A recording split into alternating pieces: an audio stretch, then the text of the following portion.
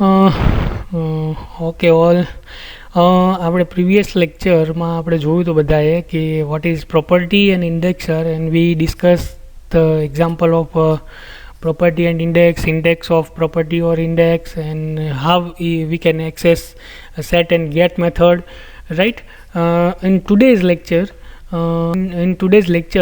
we discuss about the introduction to console application. Now we move on console application for the practical purpose, right?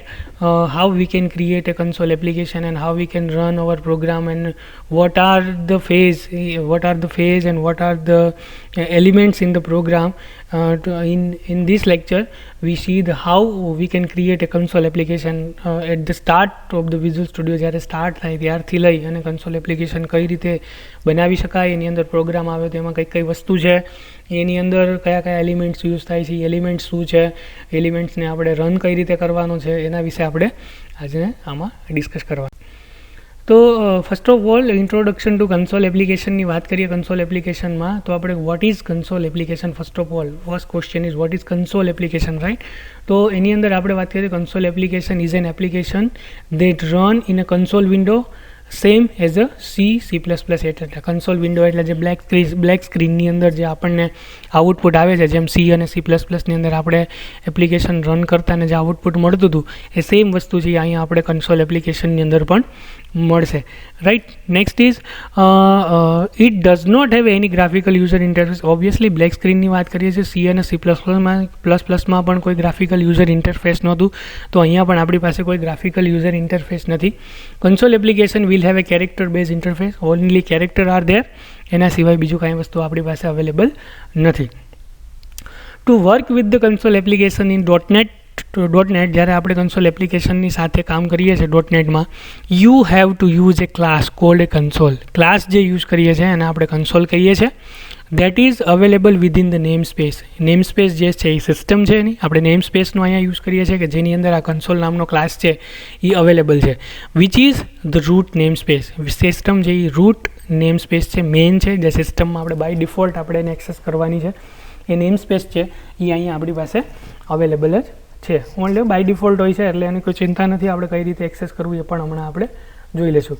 But what is name space? Let is see, right? What is name space? તો આપણે જોઈએ what is names. તો what is name સ્પેસની વાત કરીએ, late is C કીધું આપણે, તો વોટ ઇઝ નેમ સ્પેસ, બરાબર? તો નેમ સ્પેસમાં અંદર પહેલાં કહીએ તો આપણે નોર્મલ એક વાત કરીએ કે in C language we write printf, બરાબર? printf આપણે લખતા હતો તો printf છે એ બિલોંગ્સ ટુ કેની અંદરથી studio.hની હેડર ફાઇલની અંદર આવતું હતું, રાઈટ? તો અહીંયા જે આપણે જે કહેવાના છે, તો આપણે જે printf કરવાનું છે એ આ પ્રમાણેનું છે. system.console.writeline બ્રેકેટમાં જે કાંઈ મેસેજ આપણે ડિસ્પ્લે કરવો છે તે ડબલ કોલનની અંદર હેલો એવરીવન, રાઈટ? એવું આપણે લખીએ છીએ. તો અહીંયા જે સિસ્ટમ છે is a name space, console છે is a class that name space. એ નેમ સ્પેસનો કન્સોલ એક ક્લાસ છે, અને રાઇટ લાઇન જે છે is a method to print on screen or console. Console ઉપર પ્રિન્ટ કરવા માટે રાઇટ લાઇન જે મેથડ છે એનો યુઝ થાય છે. એટલે આ જે ત્રણનો ડિફરન્સ છે, name space, class and method, આ ત્રણ વસ્તુ આપણે એકી સાથે અહીં ડિસ્પ્લે કરીએ ત્યારે આપણને પ્રિન્ટએફનો જે મેસેજ છે એ કન્સોલ એપ્લિકેશન ઉપર આપણે કામ કરી શકશું એની સાથે, રાઈટ? ઓકે, નેક્સ્ટ જોઈએ. Name space define begins with the keyword, બરાબર? એ કીવર્ડની સાથે નેમ સ્પેસ યુઝ થાય છે. Follow by the name space, name as follow. અલગ અલગ નેમ સ્પેસ આપણે યુઝ કરી શકીએ, જેમ કે સિન્ટેક્સ લઈએ નેમ સ્પેસ તો કે ફર્સ્ટ નેમ, ફર્સ્ટ પ્રોગ્રામ, બીજું કાંઈ પણ હોઈ શકે. તમે પ્રોગ્રામ જેનાથી સેવ કરતા હોય, બાય ડિફોલ્ટ ટૂંકમાં પ્રોગ્રામ સેવ કરશો એ જ એનું નેમ સ્પેસ થઈ જશે ઓટોમેટિકલી. એટલે કે મેઇન જે નેમ સ્પેસ છે એ ઓટોમેટિકલી લેવાઈ જશે, બરાબર? પછી તમારો કોડ લખશો અને પેરેન્થીસિસ બ્રેક કરશો, રાઈટ? આવી રીતે તમે કામ કરશો એટલે આપણે જે નેમ સ્પેસ છે એ આપણે આવી રીતે બનાવી શકીએ. એનું એક સિન્ટેક્સ થ્રુ એક્ઝામ્પલ આપણે અહીંયા જોયું છે. આગળ નેમ સ્પેસમાં જોઈએ. આગળ નેમ સ્પેસની અંદર વાત કરીએ તો કે name space is a grouping of logical related identifiers, class and types. Name સ્પેસની અંદર આ બધી જ વસ્તુ મર્જ હોય છે. આઇડેન્ટિફાયર્સ હોય છે, ડિફરન્ટ ક્લાસીસ હોય છે, અને ડિફરન્ટ ટાઈપ્સ પણ અવેલેબલ આની અંદર આપણી સાથે હોય છે. Name space is use to avoid conflict, બરાબર? કન્ફ્લિક્શન જે છે એ અહીંયા આપણે રિમૂવ કરવા માટે એનો યુઝ કરીએ with the element of an unrelated code which have the same name. બરાબર, અહીંયા જે કંઈ કન્ફ્લિક્શન જે પ્રોવાઈડ થાય છે, જે કોડ આપણે જ્યારે લખતા હોય ત્યારે સેમ નેમના જ્યારે બે કોડ કે કોઈ જગ્યા ઉપર યુઝ થઈ જતા હોય તો એને અવોઇડ કરવા માટે આ નેમ સ્પેસનો આપણે યુઝ કરતા હોય છે. બરાબર, એ name space act as a container તરીકે કામ કરે, લાઈક એ ડિસ્ક ફોલ્ડર, કોઈ ડિસ્ક ફોલ્ડર છે એની જેમ, for a class organization in to group usually based on functionality. બરાબર, એની ફંક્શનાલિટી પ્રમાણે પણ આ કામ કરે છે. એની ફંક્શનાલિટી જે પ્રમાણે હોય એ પ્રમાણે આપણે આની પાસેથી કામ લઈએ છીએ, નેમ સ્પેસની પાસેથી. એક કન્ટેનર તરીકે કામ કરે, એની અંદર ઘણી ખરી વસ્તુ બીજી પણ એડ થાય છે. આખું કન્ટેનર છે કે જેની અંદર બધી જ વસ્તુ આપણી મર્જ થયેલી હોય છે. બરાબર, all class and type of .NET, બરાબર, એ બધા FCLની હોય છે. આપણે જોયું હતું ફર્સ્ટ લેક્ચરમાં કે FCL ફ્રેમ ક્લાસ લાઇબ્રેરી, એની અંદર જેટલા પણ ક્લાસ અને ટાઈપ હોય છે are organized in a name space. એ બધા જ આપણે FCLની અંદર જેટલા ક્લાસ અને ટાઈપ્સ આપેલા છે એ બધા જ આપણે નેમ સ્પેસની અંદર ઓર્ગેનાઇઝ કરી શકીએ છીએ અને એની સાથે કામ પણ કરી શકીએ છીએ. Right, okay. Implementing name space in your own code is a good habit because it is likely to save you from problems later when you want to reuse some of your code. બરાબર, અહીંયા જે આપણી પોતાની જ name space create કરી અને આપણે એને યુઝ કરવી એક સારી જ વાત છે. બરાબર, કેમ કે આપણે શું થાય કે જ્યારે પણ પ્રોગ્રામ લખતા હોય ત્યારે ઘણીવાર કોડ છે એ રિયુઝ થતો હોય. બરાબર, તો આપણે આપણા કોડને જ્યારે રિયુઝ કરવો હોય તો આપણે કરેલી વસ્તુ હોય તો આપણને તરત જ યાદ આવી જાય. તો આપણી નેમ સ્પેસ છે ને આપણે પહેલાં જ કીધું ઇટ્સ અ કન્ટેનર તરીકે કામ કરે, એક ફંક્શનની જેમ કામ કરે છે. બરાબર, ફંક્શનાલિટી બેઝ ઉપર કામ કરે છે, ગ્રુપમાંય કામ કરે છે.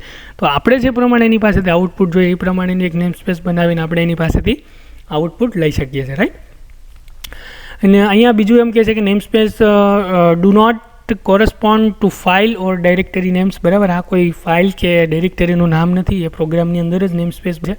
બરાબર, અહીંયા આપણે જોઈ શકીએ છીએ નેમ સ્પેસ ઘણી ખરી આપણને આપેલી છે જેનું ડિસ્ક્રિપ્શન આના કરતાં પણ વધારે છે, બટ આપણે અત્યારે થોડું ડિસ્ક્રિપ્શનમાં એટલી જોઈએ છે.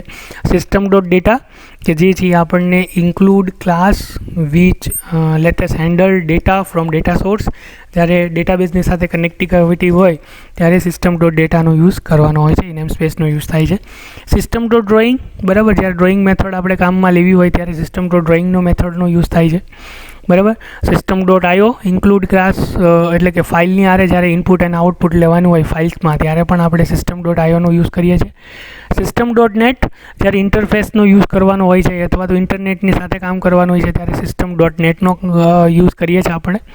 બરાબર, સિસ્ટમ ડોટ સિક્યુરિટી જ્યારે support structure just of common language run ટાઈમનું જ્યારે CLRનું જ્યારે કામ કરવાનું હોય છે, જ્યારે સિક્યુરિટી મેન્ટેન કરવાની હોય છે ત્યારે સિસ્ટમ ડોટ સિક્યુરિટીનું કામ કરીએ છીએ. સિસ્ટમ ડોટ વેબ જ્યારે બ્રાઉઝર ઉપર કોમ્યુનિકેશન કરવાની વાત આવે ઇન્ટરફેસ સાથે, અને ક્લાસ હોય ઇન્ટરફેસ હોય એને જ્યારે બ્રાઉઝર સાથે કોમ્યુનિકેશન કરવાનું હોય છે ત્યારે સિસ્ટમ ડોટ વેબનો યુઝ કરીએ છીએ. સિસ્ટમ ડોટ XML જ્યારે XML આપણે સપોર્ટમાં લેવી હોય, XMLનું કામ XMLની સાથે કામ કરવું હોય ત્યારે સિસ્ટમ ડોટ XML છે એનો એ નેમ સ્પેસનો યુઝ આપણે કરીએ છીએ. રાઈટ, હવે વાત કરીએ how to create application, console application બનાવવા માટે આપણે કઈ વસ્તુનું ધ્યાન રાખવું પડે અને કઈ રીતે કરવાની છે. તો સૌથી પહેલાં to create a console application program, first of all by clicking a visual studio ઉપર ક્લિક કરો, ફાઇલમાં જાઓ અને new project like this.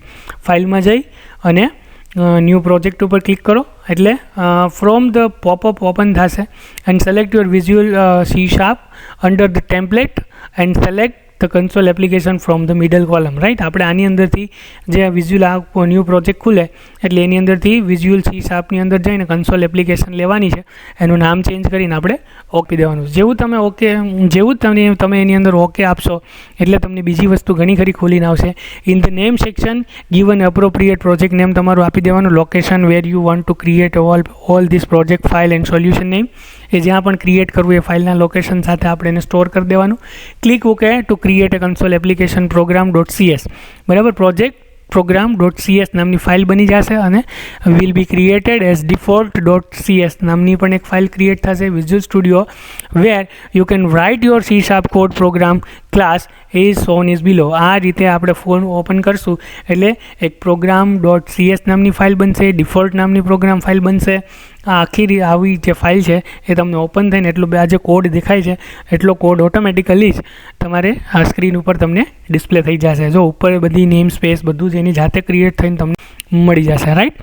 Understanding, જ્યારે પ્રોગ્રામને અન્ડરસ્ટેન્ડિંગ કરવો હોય, જે એની અંદર આપણે એક નાનો એવો હેલો વર્લ્ડનો પ્રોગ્રામ છે અહીંયા.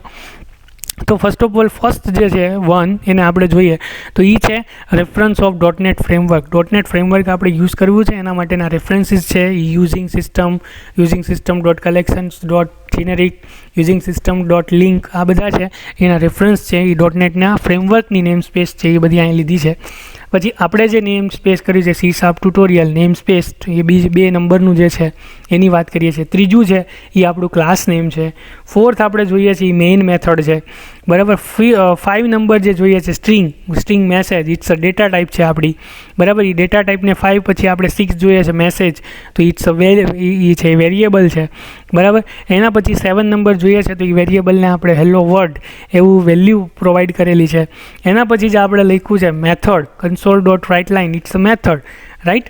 8મું જે 8 નંબર જે છે એ, રાઈટ. તો એ મેથડ છે, તો મેથડ થ્રુ આપણે ડિસ્પ્લે વેલ્યુ કરાવવા માટે આપણે આ રીતનો પ્રોગ્રામ છે એ એક હેલો વર્લ્ડનો પ્રોગ્રામ છે, જે આપણે કન્સોલ એપ્લિકેશન ઉપર આપણે બધા પણ બનાવશું. આ હેલો વર્લ્ડ પ્રિન્ટ કરાવશું, જેમ C++ની અંદર સૌથી પહેલાં આપણે શીખાતા કે આ વસ્તુ આપણે પરફોર્મ કરીએ છીએ, તો એ જ પ્રમાણે આપણે પણ કરશું.